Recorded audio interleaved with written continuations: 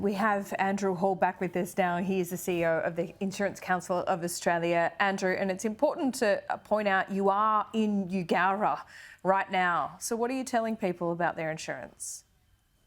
Well, I'm actually down the road in Cowra, but I'm on my way up to Eugowra today. And we already have people on the ground in all of these communities, Laura.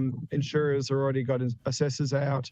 We're putting people into short-term accommodation, finding them rental cars and picking up the pieces, which is what happens. And we're getting very well practiced at it in terms of floods, unfortunately, this year.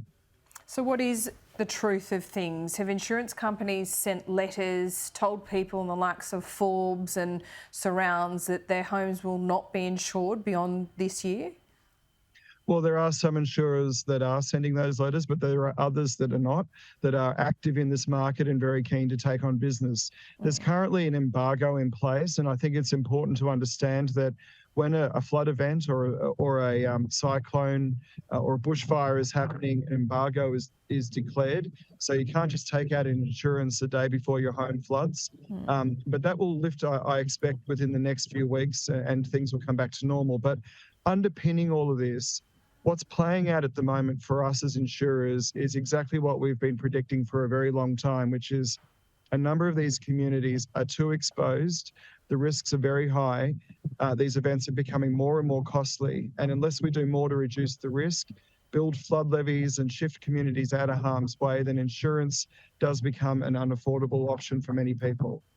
Sure, and I do want to get to those solutions because there needs to be sustainable, innovative solutions, as Dominic Perrottet put it a little earlier. But I mean, it's pretty insensitive, isn't it, for some of these insurance companies to be sending out those kinds of letters right now, to say the very least. Well, I'm not sure they've planned to send them immediately at the moment. I think that's probably been an unfortunate coincidence of the event occurring. But at the moment, Laura, there's something like 260,000 claims for flood in the system. The system is very stretched. $5.5 billion of insured losses have so far been claimed for. And we're dealing with a massive event that started in February, has spread through central Victoria and now here in the Central West, devastating communities. Dominic Perrottet earlier said that he had spoken to you today. What did he say on the phone, and what are these innovative solutions? Well, we've got to start thinking about some of these communities differently. In some places, we can put in flood levies. Forbes, for example, we could do more on flood mitigation or buyback, where we buy back homes that are always flooding, so we take them out of the system.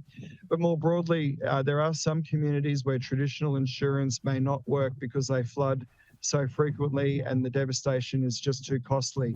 So we've got to look at other ways of providing insurance to those areas. But I think the starting point needs to be, we need to move people out of harm's way, because from what you see on the ground here, when you lose everything, no amount of money can compensate that loss. And I do believe that government has to step up, and they are. I commend the federal government for doing it. I commend the state government for doing it in Lismore. I think more needs to be done now here in the Central West. Okay, you're in Cowra, you're on your way to Eugowra. We wish you luck. It's certainly a pretty tough time there for so many residents. Andrew Hall, thanks for your time. Thank you, Laura.